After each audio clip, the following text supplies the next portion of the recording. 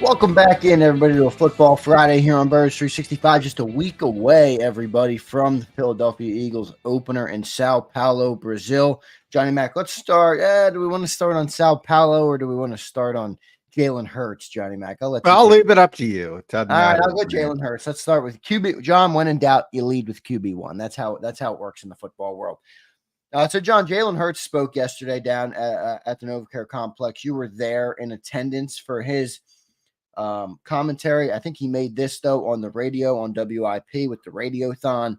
With the cheerleading thon. And, strange. Now, he's talked about it before. Well, just clarify real quick. Just if you want me to, I can read the Yeah, go ahead. Let me read the quote just so people know exactly what we're talking about here.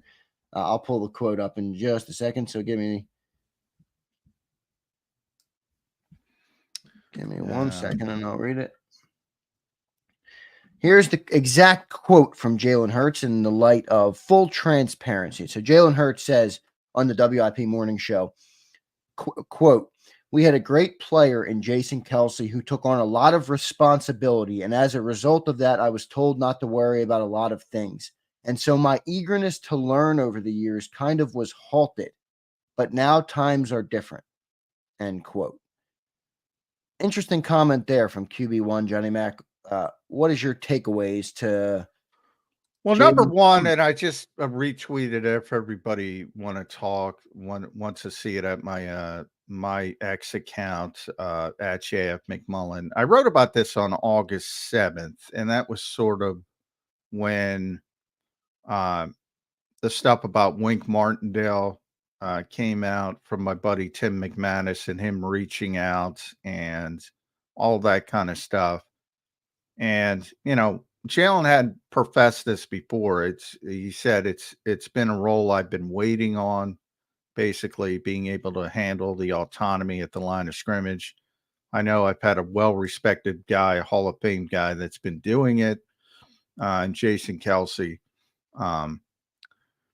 So it's been a thing, and Kellen Moore has also talked about it, saying ultimately sometimes the quarterback can see a little bit of a wider lens.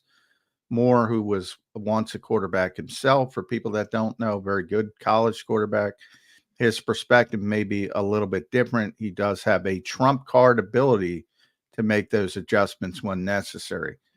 And that's what Jalen has been hoping to get.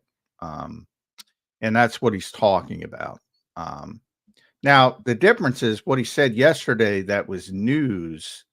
And this is where, sorry, if you got baby ears, put your hands over your ears because I'm going to criticize the quarterback.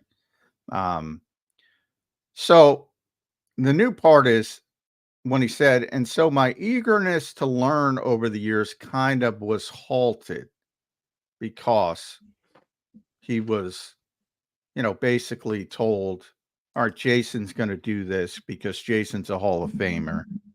Look, this organization paid him $255 million, whatever it is. Yes. Did, the lack of autonomy, can that be frustrating for a quarterback? Sure, that part's understandable. But you understand, as a 25-year-old at the time, he just turned 26, your shelf life, in theory, is going to be a hell of a lot longer than Jason Kelce, even if he came back. So the fact you're saying your eagerness to learn was being halted, sometimes I think if you want to go conspiracy theory, this whole off season for Nick Sirianni has been talking about accountability and everybody being accountable. This dude hasn't been accountable. If you go all the way back to Seattle, and when Nick looked like a fool for his explanation of the interception between Jalen and AJ when they tried to force the ball, Nick went out there, tried to protect his players, looked like a fool in the process. AJ eventually stepped up and said, nope, that was us. We improvised. We went off script. Jalen, to this day, has never taken accountability for that. To this day. And this is the quarterback of the football team, where I say the one rule, the main rule for any quarterback, Jalen Hurts or anybody, good, bad, or indifferent. When things are going good, it's we. When things are going bad, it's me. That's the old cliche for the quarterback position. So, I mean, he's talked about this before, but the fact that he said his eagerness to learn over the years was kind of halted.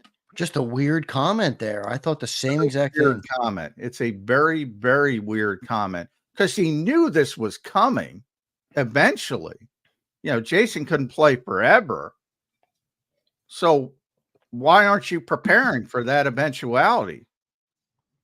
And the answer is he probably was. It wasn't halted, but it was a strange thing to say. And he's going to get asked about it, and people are going to get mad because we ask him about it. Whatever. You know, no one said it except Jalen. So now, next time he talks, which is going to be this week, he's going to get asked about it. So be prepared. He's going to get asked about it, and he should get asked about it because, you know, you pointed out that one of the mantras of this football team is accountability. You go back to that Seattle game, which we've talked about extensively. A.J. Brown took accountability. The coaches fall on the sword for everybody. The only guy who didn't was Jalen Hurts. And now you go through the summer, you look back at the 95% new when everybody was chirping him for OTA play. Now he's putting it on Jason Kelce that he hasn't developed in terms of reading defenses and picking up protections. I thought it was a really weird, odd comment from the quarterback. And I do think there is some concern here with the lack of accountability for Jalen Hurts. I'm starting to sense a trend. I think the Kelce part's a little bit of white noise because, you know, they had a great relationship. They do have a great relationship. Okay, great. So go and talk to Jason Kelce and say, hey, my eagerness to learn is being halted. Jason, what can we do to help me get better at this while not taking away what you do?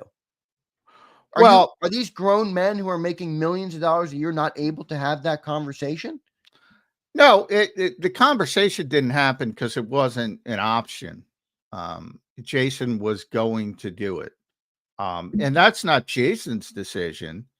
That's the head coach's decision because Jason was so good at it.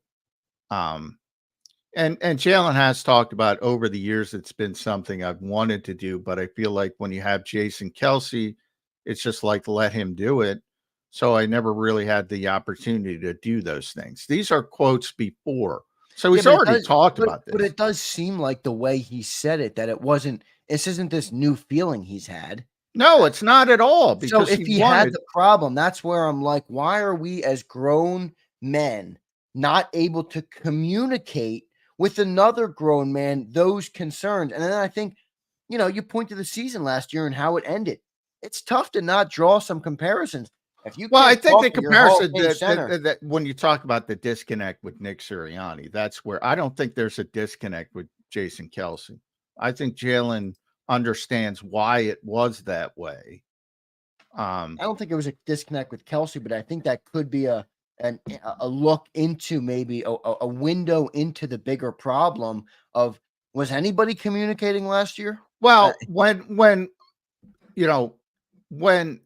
Brian Johnson took over because of their relationship, Hurts thought he would have more autonomy, not necessarily the Tom Brady level where you're in control of everything, but he thought he would have more autonomy. And he thought that part would grow, somewhat. It didn't. And that was a disappointment for him. And it didn't because, that's what I wrote about. There's a silver lining to Jason Kelce leaving, because now it opens up an opportunity for you to make the shift. And it's always better to have the quarterback having, as Kellen Moore. For that part of it, I completely agree with. Yeah, no doubt. As Kellen Moore said, having the trump card. It's always better to have someone have that trump card if they can handle it. Again, not everybody's Tom Brady or Peyton Manning. But if they can handle it, it is much better to have that, even with Jason Kelce, to be honest. But it's really difficult to find a quarterback like that. My concern is about the halting. And, maybe it's just I talk every day. You talk every day. You say stuff in the moment. Maybe it didn't come out the way you wanted it to come out. My assumption is it just came out a little bit different than what Jalen had wanted it to come out as, because I find it very hard to believe he halted his learning. But that's the word he used. So, I mean, and it's a public facing industry, and people are going to parse your words, and they're going to parse these words. They already have. It's all over the place. And that's the quote. My eagerness to learn over the years kind of halted because of who we had. That's his quote. Yeah, I'm sorry. People are ripping in the chat. I don't give a shit. That's a bad don't comment. care. That's a dumb comment that Jalen Hurts made. I don't care if it's a heat of the moment. That's a stupid comment to make as the quarterback of a football team, that you were halted because you had a Hall of Fame center. If you were so halted, I would have addressed it. But maybe I view it differently. Well, and here's the thing, and I saw it again the other day. And again, if you're that upset about constructive criticism about the quarterback, I'm sorry, get used to it. It's going to continue. When you talk about their failure to pick up the blitz, all the blame goes on Nick Sirianni and Brian Johnson. And maybe they didn't prepare him well enough for the blitz. Obviously, it's clearly they didn't. But that's where the criticism should go to Nick Sirianni and Brian Johnson. This bullshit, and I don't know how many times I can say this. This bullshit that the Eagles didn't have any hot routes in the offense. Nobody calls a goddamn hot route.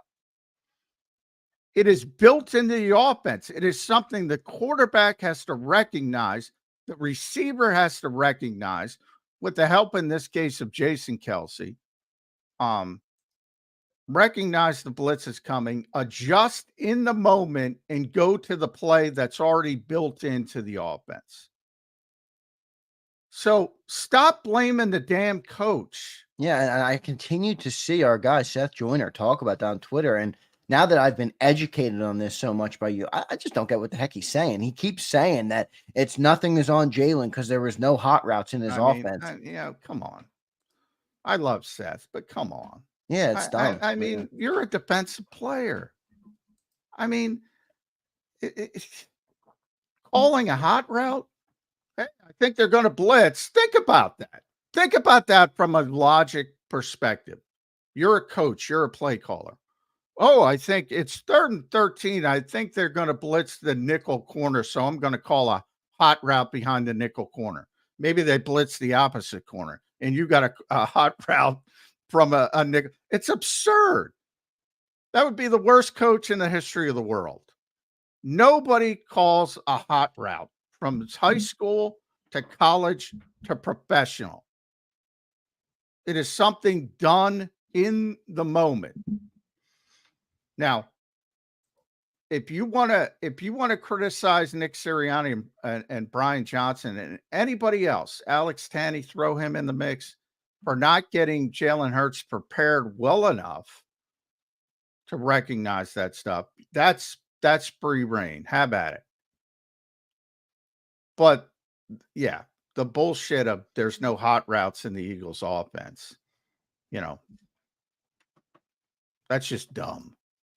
Are you concerned with a theme developing with Jalen John and some of his comments? I know he's not an overly vocal person. He's very guarded when he speaks to the media for the most part. But there has been some instances now where it does seem like he skates by the accountability of it. Like I said, not everybody's going to like this conversation, but are you sensing a theme or am I overreacting? No, I don't think he takes accountability for stuff very often. And I brought up the AJ AJ took accountability. Jalen didn't. I brought up the we and me adage. And that's for every quarterback. I'm not holding Jalen Hurts up to some unattainable standard. If you're down to your third string quarterback and you play poorly, same thing. If you play well by some strange, same thing. For every quarterback at every level, that's the rule. Should be the rule. And I don't think Nick is focused on that by mistake talking about it. I think it ranges for the entire team, but it certainly includes the quarterback when he talks about accountability constantly. And then the part is now Jalen has what he wants. What he now has the role that he's been waiting on. And he's got the great supporting cast. Probably the best in the NFL. I'll add. So certainly in the conversation to be the best in the NFL. So he's got everything he wants, and hopefully the halted learning has picked up again, and he can handle it. And if he handles it, this will go away very, very quickly. But I will say this, and people talking about, oh, the Eagles acquired Jahan Dotson. You can't blitz now. Oh, they're blitzing. Yeah. They are blitzing until the Eagles prove that they can handle the blitz. And when they do that, they will stop blitzing. I want to bring up a comment here from Chip Tooth. Chip, appreciate you being here, brother. Appreciate everybody checking in on the conversation. You might not always agree with what we have to say, but I appreciate you sharing your point of view. That's what JAKIB is all about. Everybody can have their point of view, even if it's different from ours, or if John's is different from mine, or Cilio, or whoever it is. So Chip Tooth says, Jalen doesn't have to take accountability for you or the media. All that matters is that he does it with his teammates. Chipped, I agree. Here's the problem. He didn't just not discuss it. He didn't just not address it. He actually went the other side of it. And instead of taking any accountability or no accountability, he created a new area to put the accountability on. So he went the other way. It's not like he did. If you don't address it, you're right. Okay, maybe he did it with his teammates. He went the opposite side, though, Chipped. He went, having Kelce halted my eagerness to learn. That is putting the accountability on another doorstep, not your own. So I disagree with your comment that, I agree. Maybe he doesn't have to take accountability with us, but he did the opposite. He skated away from it, and he's done it in multiple instances now. I think it's worth mentioning. I really do. Yeah, I mean, I'm not sitting here saying he's got to take accountability to me. He doesn't have to take accountability to me. I don't know why people have this obsession with the thought that it's about satiating us as reporters or media. Whether he's on a press conference or when he's on WIP or anything of that nature, and he knows this better than most because he went to Alabama and he got the Nick Saban education and handling public-facing situations. He's speaking to the fans. He's speaking to the people that pay his salary and all that kind of stuff and support the team. And he's also sending messages to those teammates where you're right. The goal is he's got to be accountable to his teammates, his team, not us. But that's who he's talking about. So you can't just say, I think there's that weird, and it's weird to be honest. Like, I don't care if Jalen Hurts is accountable or not, to be honest. I don't care if he wins or loses, to be honest. I'm just there to report on the team. And he said what he said. I didn't say it. And he said his eagerness to learn over the years was kind of halted because of who we had, Jason Kelce. I didn't say it. Why is that so hard for people to understand? I get it. You like the quarterback. I get it. All right. I mean, I always say if you want the cheerleaders, there's plenty of places to get them. You're not going to get them here. Well, I respect and appreciate that from you, and that's what makes this show great. But on the flip side, people do view it like people are like, "Oh, you're going to change your tune." I think more speaking about me because I'm ripping them. Dude, I projected him to be the MVP of the league yesterday on the show. But if you weren't here for that, so all you do is think I'm bashing the dude. Get out of your own head a little bit. I projected a 13-4 team with an MVP quarterback. So I'm not ripping the quarterback. I'm looking at this instance and saying this is a problem, or at least looks like it could be a problem for Jalen Hurts. If you have such a problem with that, then go to a new show, go to a new channel. I could care less. Johnny Mac, let's move on to the Brazil comments. What did you make of the Brazil comments? There's wildfires. There's all sorts of stuff. I thought Devontae's answer was pretty good. And he's like, no comment. No comment. I'm just going to play football. But nobody's happy about this trip. I'm convinced. I've yet to hear something. Well, maybe Tanner McKee. Tanner was down there. What's the deal with him? He was down there for something, or he has like roots. He had a mission, LDS mission down there before he went to college. So he lived for 2 years, right around Sao Paulo, as a matter of fact. So he knows the area very well. He loves the culture and all that kind of stuff. And yeah, I mean, I think from the perspective of, the NFL had a conference call with the media people that are going down there, and it's a bunch of don't do's. And AJ Brown brought that up. The Eagles had a meeting this week telling the players, don't do this, don't do that. For instance, don't walk down the street with your head in your phone. Something bad might happen. All this kind of stuff. That might happen in Philadelphia. Let's be honest. I think a lot of it is overblown, but when it's something new, I think people get a little bit nervous and all that kind of stuff. So I think the thought is, from the Eagles' perspective, they're only going to be there for a very short time. They're going Wednesday and they're coming back after the game. So I think everybody's kind of focused in on, all right, we're just going to stay in the hotel and do our very brief media duties for the international media, play the game. Nick Gates called it a business trip couple times, and that's how they're looking at it. I don't think there's going to be a lot of sightseeing or a lot of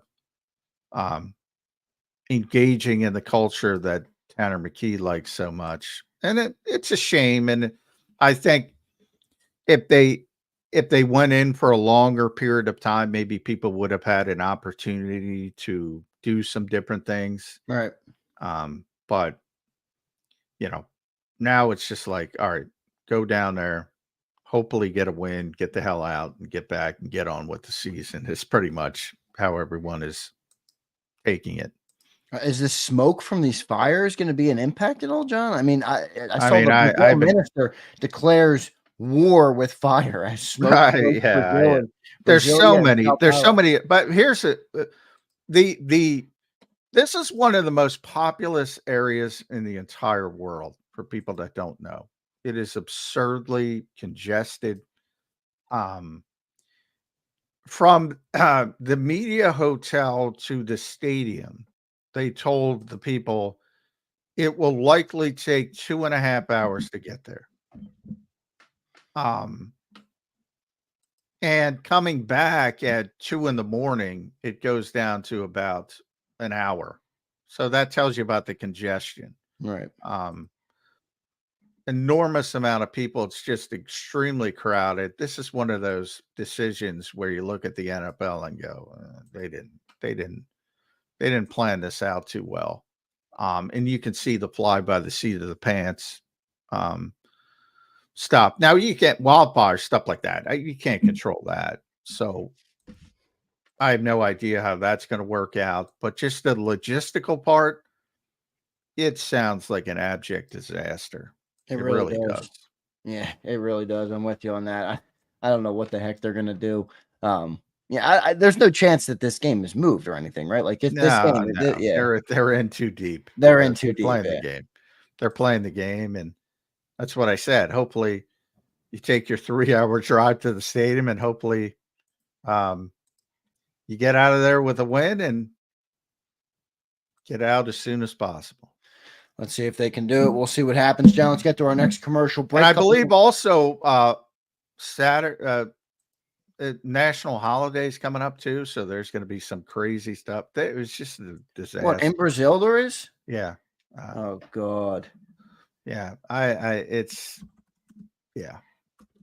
logistical nightmare. Yeah. I don't understand why this is all happening. But at the end of the day, we're gonna do it. I like what I'm gonna side with Devontae Smith. Just football, man. Line up. John, I will say I'm happy that you're I don't know if you're upset that you're not going to be at the game, but you will not well, be. I don't like to miss games, but I know, but it makes me feel a little bit better that you're not going to be down there in Brazil. well, there's going to be a lot of it. So I do think the danger part of it is a little bit overblown, but yeah, Good Friday. I don't know. So I don't know. There's a lot of stuff going on from a logistical standpoint, but I do think the safety stuff, and Tanner said that as well. I think that's a little bit overblown. I mean, that's like if you go to any big city anywhere. I mean, you got to pay attention to your surroundings. So Yeah, no doubt about that. Well, AJ Brown didn't help with that narrative yesterday with some of his comments. Yeah. Well, yeah. AJ staying in the hotel. Yeah, which is good. I think they should probably all do that. Better safe than sorry. So we'll get to our next commercial break. We got Ed Kratz coming up in about 18 minutes. Looking forward to talking to Ed, getting his take on the new signing of Byron, the Jalen Hurts comments. We'll kick that around with him. Maybe Ed will walk me off the ledge a little bit, and we'll do all that coming up next here on Birds 365. Hit that like button, everybody. Appreciate all you guys being here. We'll be back in 3 minutes on the other side. Michael Vick at BetUS.com. Catch an incredible 125% sign-up bonus on your first 3 deposits, plus 10% gambler's insurance. BetUS, my online sportsbook and casino.